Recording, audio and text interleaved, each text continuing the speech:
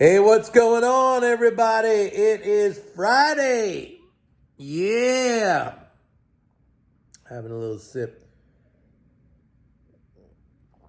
Folks, normally I'm a red wine guy. That's all I drink, but I got these aligners. See here? I'm trying to straighten my teeth out. And the red wine stains it. So you don't want me looking like with these black marks all over my teeth. So I go with the white. So, what's going on? It is February 4th. Let's talk a little bit about the market. We had a bounce back today, and that's totally understandable, but we did not take out last night, and I spoke to you about this when the Amazon earnings came out. We were actually higher in the futures. I think NASDAQ futures were like 14,837. I mean, we got close to it today, but then we pulled back. A lot of you don't know this, and this is kind of off topic. A little bit about me. I like skiing. I like skiing a lot. I lived in Switzerland for 10 years. Maybe a lot of you don't know that about me as well. Yeah, I lived in Switzerland for 10 years. And the thing that was cool about living there was on the weekends, I could just hop in my car and head up into the mountains and ski, and it was beautiful. I lived in Geneva, but, you know, Geneva in the winter, because you got the lake. I don't know if any of you are familiar with Geneva, and it's just like there's a cloud that settles in, and you're in a fog the whole time. But when you go up in the mountains, it's beautiful and it's sunny. Can't really do that here in New York. Obviously, I mean, we don't have any mountains, and I'm not into driving up to Vermont. I did that a couple of times, but I don't know. It's a long drive. It's a hassle. I don't have the right kind of car. I have a muscle car, which is terrible on the snow or the ice. I just keep it in the garage. Anyway, let's talk about the markets here, folks. Listen, you know, my thing is the fiscal flows. And let me update you, because some interesting things. And there's something I actually forgot about for the month of February. The month of February, historically, has been the month with the highest amount of IRS tax refunds, checks going out to people. And so that could be a difference maker for this month. And, you know, we saw January. I told you about January, 490 billion, 495 billion. That was a huge fiscal drop from December, almost 100 billion from December and November.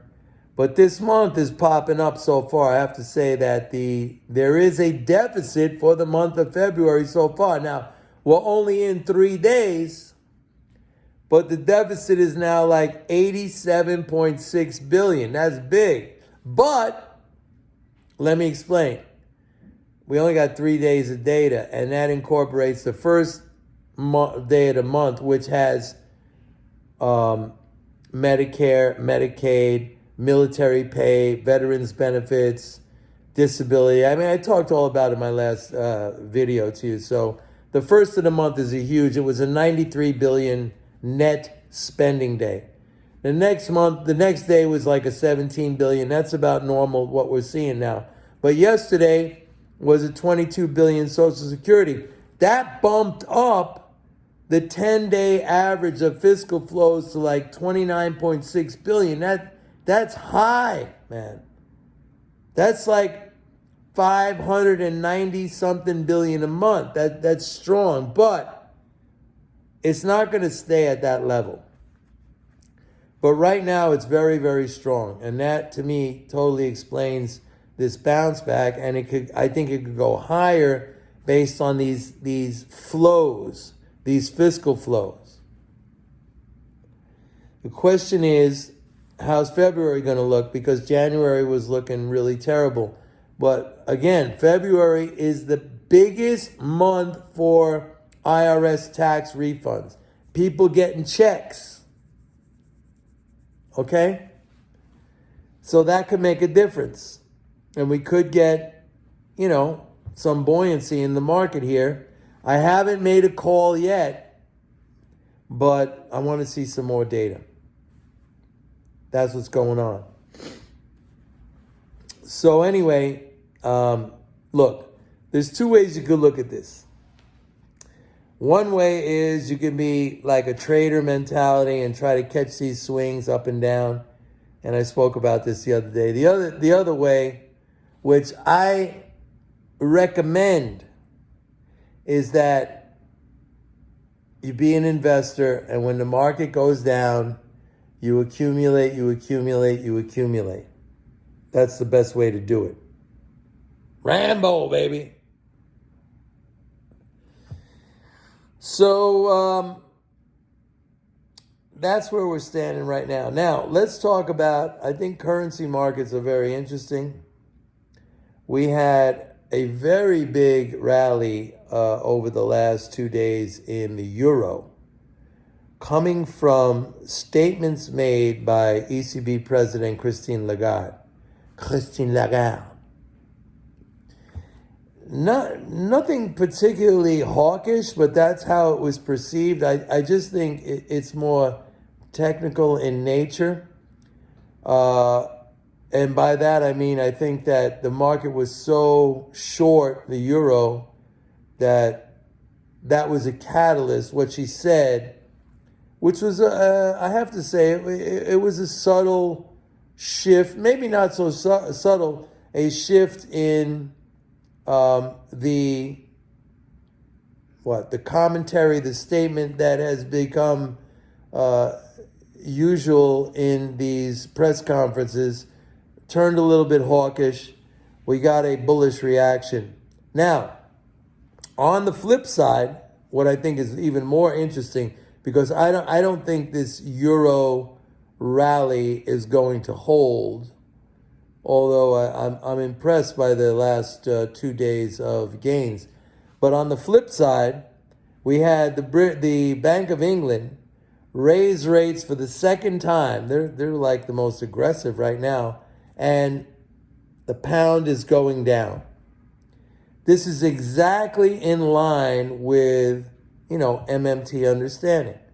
Rate hikes are inflationary, and I should talk about that too, because rate hikes are coming up for the Fed in March, and they're going to be raising rates. And I think that is negative for the dollar. Although what makes it a little bit difficult right now is we may have a scenario where on the one hand you get rate hikes by the Fed, which would be a bearish influence on the dollar. But on the other hand, you have a surplus possibly being run by the federal government, which is bullish on the dollar. So both things would sort of cancel each other out, and you get a choppy market environment, I think. I don't know about, right now I'm not sure about the surplus situation, although I know I've been talking about that. And I don't see any reason for the fiscal to suddenly flip into deficit again, with the exception of this month in February, because of the IRS tax refunds. But we have to keep an eye on that. Sometimes you just don't know. I mean, to be honest, sometimes you just don't know, and you have to wait. You have to wait for more information. There's nothing wrong with that. I know a lot of you out there, you want to know, like right now, like what's happening right now. Like sometimes, in science, and if we want to approach this in a scientific way, which is my way, and it should be your way, not just come to rapid conclusions off of, I think, if you want to approach this in a scientific way, I think you should understand that sometimes you need more information. There's nothing wrong with that. There's nothing wrong with that. And I get people saying, oh, he's going to flip around. Well, when the information changes, Yes, you got to flip around. What, you want to stay stubbornly in the wrong position? Come on. Science. Go about this in a scientific manner. That's all I'm saying. Anyway, folks, it's Friday.